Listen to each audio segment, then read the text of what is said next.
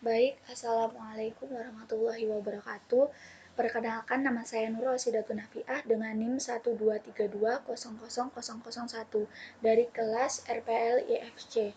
Di sini saya akan menjelaskan mengenai jawaban UTS Rekayasa Perangkat Lunak di mana yang berjudul Perpustakaan Online. Studi kasus yaitu tahap pengembangan software perpustakaan online. Petugas administrasi di sebuah perpustakaan mengalami kesulitan dalam mengolah data perpustakaannya yang mengakomodasi peminjaman, koleksi buku, pengembalian, dan pembuatan laporan yang rumit dan membutuhkan banyak waktu. Adapun tujuan dari pemodelan sistem ini adalah memodelkan sebuah sistem informasi perpustakaan yang berbasis komputer atau software dengan menggunakan metode waterfall, dan nantinya sistem informasi perpustakaan ini akan membantu petugas dalam menghadapi kendala yang dihadapi dalam melakukan transaksi. Sehingga dengan adanya sistem informasi ini diharapkan dapat menyelesaikan permasalahan yang berhubungan dengan perpustakaan. Model waterfall. Software perpustakaan online ini akan dikembangkan menggunakan model waterfall. Model waterfall ini adalah model tertua dari model perancangan lain. Model waterfall adalah salah satu model klasik yang sistematis, karena model ini dikerjakan secara berurutan. Namun, model ini sangat memakan waktu, sehingga sangat sedikit yang menggunakan model ini. Perpustakaan akan selalu digunakan dalam waktu panjang, namun kita harus mengikuti teknologi untuk mengolah perpustakaan. Untuk mengatasi hal tersebut, diperlukan suatu sistem yang mendukung operasi yang bersifat manajerial dan mengikuti teknologi yang modern saat ini. Tahapan model waterfall yang pertama yaitu analisis kebutuhan. Penganalisaan dan pengumpulan kebutuhan sistem yang meliputi domain informasi, fungsi yang dibutuhkan untuk kerja atau performasi, dan antarmuka. Hasil penganalisaan dan pengumpulan tersebut didokumentasikan dan diperlihatkan kembali kepada pelanggan. Kemudian yang kedua yaitu tahapan desain sistem.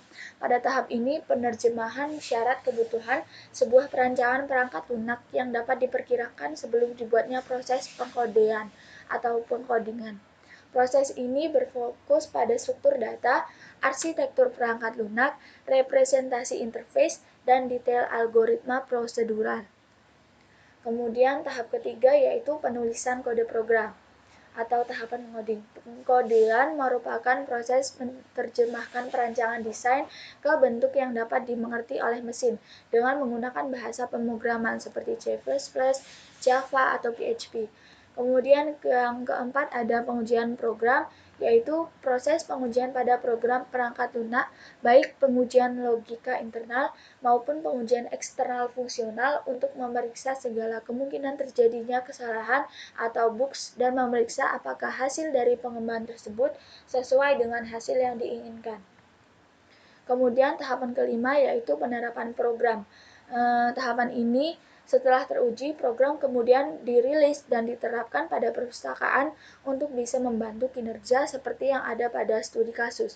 Kemudian tahapan keenam yaitu pemeliharaan. Pada proses pemeliharaan merupakan bagian paling akhir dari siklus pengembangan dan dilakukan setelah perangkat lunak dipergunakan. Kemudian tahap pengembangan ini menggunakan Trello. Di bagian pertama yaitu ada produk backlog, di mana produk backlog berisi flowchart database, desain UI, kemudian ada login dan register, beranda, katalog, setting dan logout, kemudian report atau laporan. Kemudian dalam produk backlog ini kita masuk ke dalam sprint backlog, kemudian masuk ke dalam on progress dan di done. Kemudian di done ini ada tahapan analisis. Kemudian jika sudah internal testing, kemudian client testing, release atau kemudian kita di release ini kita rilis aplikasi tadi, perpustakaan online tadi, kemudian kita buat linknya, di mana link Trello sudah menginvite Bapak Simon di bawah ini. Kemudian DFD yaitu DFD level 0 yang pertama. Di DFD level 0 ini terdapat sistem informasi manajemen perpustakaan yang bisa melihat anggota, kemudian ke petugas perpustakaan, kemudian menampilkan buku ke anggota perpustakaan.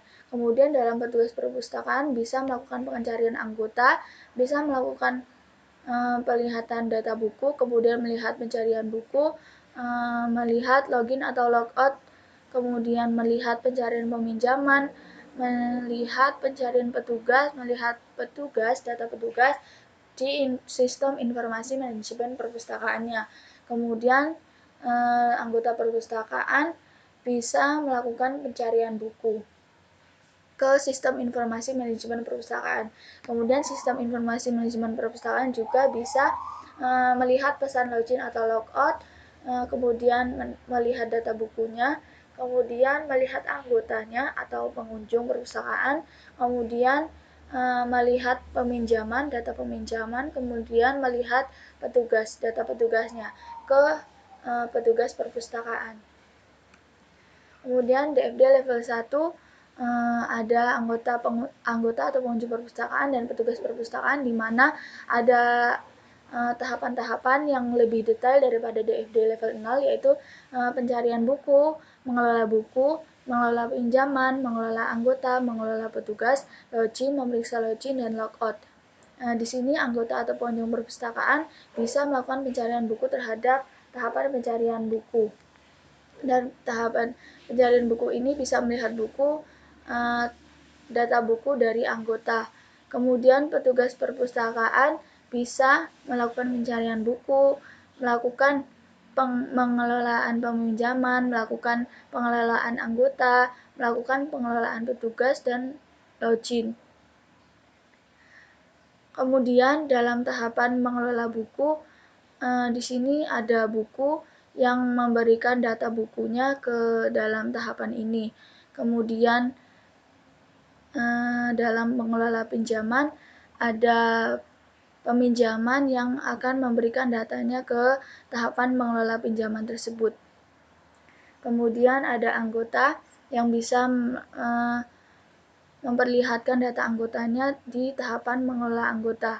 Kemudian petugas yang bisa memperlihatkan datanya ke tahapan mengelola petugas. Di sini ada petugas bisa melakukan login. Perpustakaan bisa melakukan login.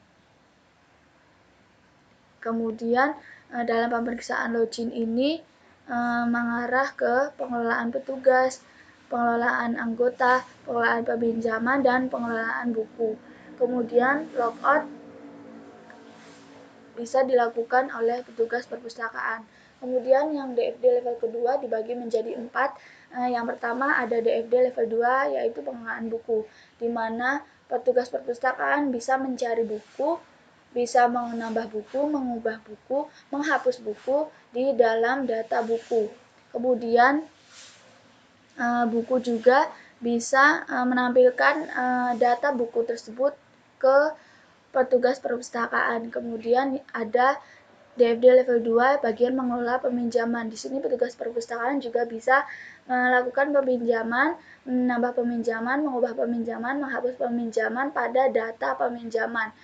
Kemudian data peminjaman bisa menampilkan riwayat peminjamannya kepada petugas perpustakaan.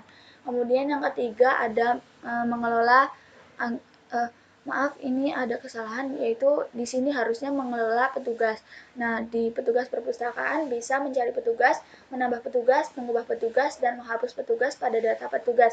Dan data petugas juga bisa menampilkan data petugas ke petugas perpustakaan. Kemudian yang keempat yaitu ada DFD level 2 mengelola anggota. Di sini petugas perpustakaan bisa mencari anggota, menambah anggota, mengubah anggota, dan menghapus anggota ke data anggota. Kemudian anggota bisa menampilkan data anggota tersebut ke petugas perpustakaan. Mungkin ini saja yang bisa sampaikan. Kurang lebihnya saya mohon maaf. Saya akhiri. Wassalamualaikum warahmatullahi wabarakatuh.